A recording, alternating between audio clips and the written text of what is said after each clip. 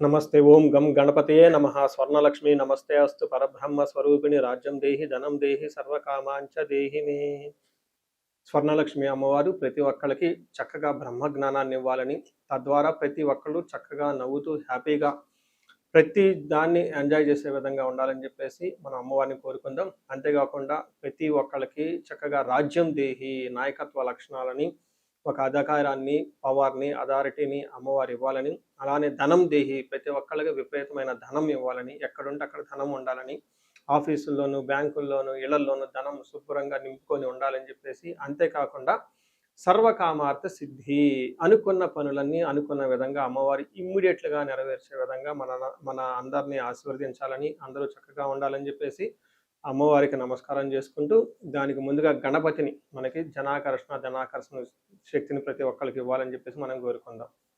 ఈరోజు టాపిక్ మనం చూసుకుంటే గురువు మారుతూ ఉన్నారు. ఎప్పుడు మారుతూ ఉన్నారు? జూన్ 2వ తారీఖున గురువు మారుతూ ఉన్నారు. అయితే ఏంటి, నాకు లాభం ఏంటి, గురువు మారితే ఏంటి, దానివల్ల నేను నాకు అసలు ఏంటి అని మనం ప్రతి ఒక్కళ్ళు ఆలోచించుకుంటూ ఉంటాం. గురువు వచ్చేటప్పటికి 5 రకాల 6 రకాల ముఖ్యమైన పనులు చేస్తూ ఉంటారు. గురువు చాలా రకాల పనులు చేస్తుంటారు. ముఖ్యమైనవి మన ఇండివిజువల్ లైఫ్లో మనకి ప్రభావం చూపించేది ఫస్ట్ వచ్చేటప్పటికి ధన సంపాదనలో ఐశ్వర్యం కావాలంటే గురువు యొక్క అనుగ్రహం మనకు ఉండాలి. రెండోది సంతానం, పిల్లలు చక్కగా ఉండాలి, వాళ్ళు చదువుకోవాలంటే గురువు యొక్క అనుగ్రహం మనకు ఉండాలి. తర్వాత మనకి జ్ఞానం, అద్భుతమైన జ్ఞానం మనకు ఉండాలి. ఓకే, మనం చేసేది మంచినా చెడునా దాని గురించి లోతైన అవగాహన ఉండాలి. మనం చదువుకున్న జ్ఞానం మనకు ఉపయోగపడాలంటే గురువు యొక్క కృప మనకు ఉండాలి. అంతేకాకుండా ధర్మచింతన, మనం ఫాలో అయ్యేది కరెక్ట్ మార్గంలో ఉన్నామా, లేదంటే సన్మార్గంలో ఉన్నామా, లేదంటే తెలవకుండా వేరే మార్గంలో ఉన్నామా, రాంగ్ గైడెన్స్లో ఉన్నామా, రాంగ్ ఇన్ఫ్లుయెన్స్తో ఉన్నామా, ఇలాంటి యొక్క అన్ని విషయాలు మనకి గురువు ద్వారానే తెలుస్తుంది. ధర్మచింతన అంటారు. అంతేకాకుండా దైవభక్తి, టీచింగ్, ఇలా రకరకాల విషయాల్లో బంగారం, జ్యువెలరీ మనకి ఎలా ఉంటుంది ఏంటి, ఇలా ముఖ్యమైన యొక్క అంశాలు ప్రతి ఒక్కళ్ళ జీవితంలో గురువు మారటం ద్వారా మనకు ప్రభావితం చేయబోతుంటుంది. ఇది అయితే ఈ గురువు మార్పులో ఇంకా 2-3 ముఖ్యమైన ఇంపార్టెంట్ పాయింట్లు తెలుసుకోవాలి. ఫస్ట్, గురువు మిథున రాశిలో నుంచి కర్కాటక రాశిలోకి మారుతూ ఉన్నారు.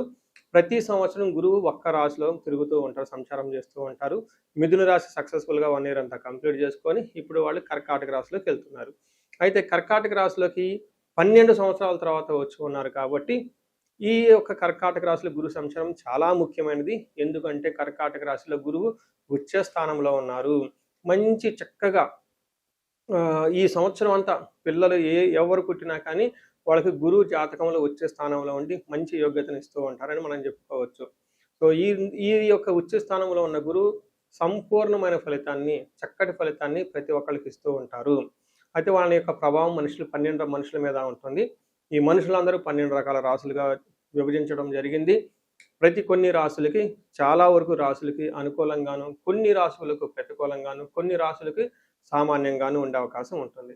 ఇప్పుడు మనం గురువు ప్రతి ఒక్కళ్ళ రాశులకి మేష నుంచి మీన వరకు ఎలాంటి ఫలితాన్ని ఇస్తూ ఉంటారు, ఆ ఫలితాలను మనం ఎలా ఎంజాయ్ చేయొచ్చు, ఇన్ కేసు ఫలితాలు కనుక సరిగ్గా వాళ్ళకి అనుభవంలోకి రాకపోతే ఏం చేయాలి, అలానే కొన్ని రాశులకి ఖచ్చితంగా ప్రతికూలమైన పరిస్థితులు ఉన్నాయి, ఎలాంటి ప్రతికూలమైన పరిస్థితులు ఉన్నాయి, వాటిని తప్పించుకోవడానికి మనం ఎలాంటి పరిహారాలు చేసుకోవాలి అనేది కూడాను 12 రాశుల వైజ్గా ఆ రాశికి ఎలాంటి ప్రభావం ఉంటుంది, దానికి మనం ఎలాంటి పరిహారాలు చేస్తే చక్కగా ఉంటామో కూడా మనం ఈ వీడియోలో మనం చక్కగా తెలుసుకుందాం. ఇప్పుడు మకర రాశి గురించి చూద్దాం. మకర రాశి వాళ్ళు ఏలినాటి శని ప్రభావం నుంచి బయటపడటంతో పాటు కెరియర్లోను, ఉద్యోగంలోను చక్కగా చాలామంది దూసుకొని వెళ్ళిపోతూ ఉన్నారు. ఒక్కొక్కళ్ళు కొంచెం వాళ్ళ యొక్క పాత ప్రాబ్లమ్స్ నుంచి బయటపడిపోతూ ఉన్నారు.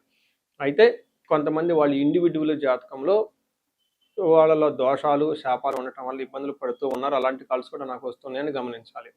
అయితే గోచార రీత్యా వీళ్ళు ఏలినాటి శని అయిపోయి శని 3వ స్థానంలో ఉండి చక్కగా అనుకూలంగా ఉన్న ఈ సమయంలో గురువు మార్పు రావటం వీళ్ళకి ఇంకా అదృష్టాన్ని 10 పెంచుతుంది అని గమనించాలి. ఇప్పటిదాకా 6వ స్థానంలో ఉన్న గురువు అంత ఆదాయాన్ని ఇవ్వకపోగా వచ్చిన ధనాన్ని అనవసరంగా ఖర్చులు పెట్టే విధంగా ఉన్న గురువు ఇప్పుడు 7వ స్థానానికి రావటంతో చాలా మంచి జరుగుతుంది అని గమనించాలి.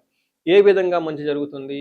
మన సంస్కృతంలో మహర్షులు ఏం చెప్పారంటే, మన పురాతన గ్రంథాల్లో రాజదర్శనం, ఆరోగ్యం, గాంభీర్యం, గాత్ర పోషణం, అభిష్ట కార్య సిద్ధిచ్చ సప్తమస్తే భవేద్ గురు అని చెప్తారు. అంటే రాజదర్శనం, హైయర్ అఫీషియల్ని కలుస్తూ ఉంటారు, ఇన్ఫ్లుయెన్షియల్ పీపుల్ని కలుస్తూ ఉంటారు, ఆరోగ్యం బాగుంటుంది, గాంభీర్యం అంటే చాలా గాంభీర్యంగా ఉంటారు, డిగ్నిటీగా ఉంటారు, స్టైలిష్గా ఉంటారు, హైఫైగా ఉంటారు, గాత్ర పోషణం శరీరాన్ని చాలా చక్కగా నీట్గా పెట్టుకుంటూ ఉంటారు, అభీష్ట కార్యసిద్ధి అనుకున్న పనులన్నీ అనుకున్న విధంగా టకా చేసుకుంటూ చక్కగా సక్సెస్ఫుల్గా వెళ్ళిపోయే అవకాశం ఈ రాశి వాళ్ళకి చాలా ఎక్కువగా ఉంది, బాగుందని చెప్పుకోవాలి. అంతేకాకుండా వీళ్ళకి పిల్లలకు సంబంధించిన వ్యవహారాల్లోనూ అన్నాదమ్ముల మధ్య సరైన సత్సంబాలు ఉండటంలోనూ వీటితో పాటుగా గురువు పరిపూర్ణంగా చక్కగా ఉండే అవకాశం వలన అన్ని విధాలా బాగా రాణిస్తారని చెప్పుకోవాలి. అయితే వీళ్ళకి ఓవర్ కాన్ఫిడెన్స్ ఉండే అవకాశం ఎక్కువ ఉంటుంది. అలానే వీళ్ళు ఓవర్ కాన్ఫిడెన్స్ తోట పెద్దవాళ్ళ యొక్కని ఆశీర్వాదం తీసుకోకుండా ఉండకండి. అలానే గురువుల్ని చక్కగా 1-2 సార్లు సందర్శించండి. ఇంపార్టెంట్ అయిన డెసిషన్లు తీసుకునే ముందు ఒక్కసారి ఇండివిజువల్గా మీ లెవెల్లో మీరు రెమెడీస్ చేసుకోవడం చాలా ఇంపార్టెంట్. ఇన్ కేస్ మీకు ఇంకా జాతకంలో మీకు రియల్ లైఫ్లో అంత అనుకూలంగా లేదు, ఇన్ని పాజిటివ్గా ఉందని మీకు ఎప్పుడైనా అనిపిస్తే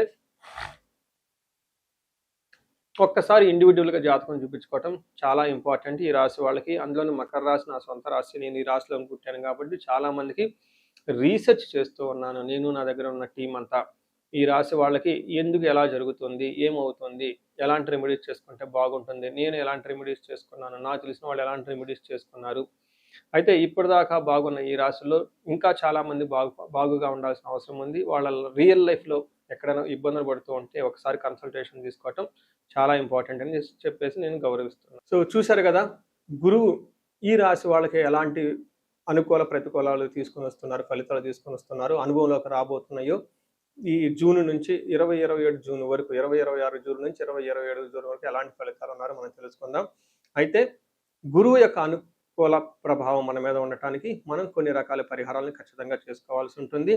ఒకటి, గురువుకి సంపూర్ణ శాంతి పూజలు చేసుకోవాలి. సంపూర్ణ శాంతి పూజలు అంటే ఏంటి, చాలా మందికి అవగాహన ఉండదు. గురు గ్రహానికి మన శాస్త్రాల్లో, గ్రంథాల్లో ఏదైనా గనక ఒక గ్రహం మనకి సరిగా అనుకూలించకపోతే ఆ యొక్క గ్రహం యొక్క మనం ప్రతికూల పరిస్థితుల నుంచి అనుకూలంగా మార్చుకునే ప్రక్రియ ఉంటుంది. దీనికి పరిహారాలు అంటారు. మనకి శాస్త్రాలు ఏ విధంగా చెప్పారంటే గురువుకి జప సంఖ్య 16,000 సార్లు చేయాల్సి ఉంటుంది. అధిదేవత, ప్రత్యధి దేవత ఇంకొక 3,000, 2,000 సార్లు చేయాల్సి ఉంటుంది. గురుగ్రహానికి ఇటు అటుగా ఒక 20,000 సార్లు జపం చేయాల్సి ఉంటుంది. అలానే గురుగ్రహానికి తర్పణం చేయాల్సి ఉంటుంది, గురుగ్రహానికి దానం చేయవలసి ఉంటుంది, గురుగ్రహానికి హోమం చేయవలసి ఉంటుంది. ఇలా ఈ 4 రకాల ప్రక్రియలను ఎవరైతే చేస్తారో గురుగ్రహ సంపూర్ణ శాంతి పూజలు అంటారు.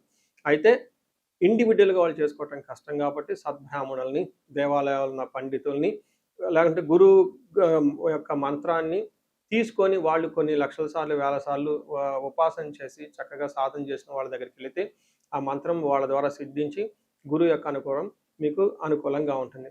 ఇది కాకుండా గురువుకి సంబంధించిన దేవాలయాలు అంటే మేధా దక్షిణామూర్తి కానివ్వండి, లేదంటే హయగ్రీవ సంబంధించిన దేవాలయాలు చక్కగా విజిట్ చేయటం చాలా మంచిది.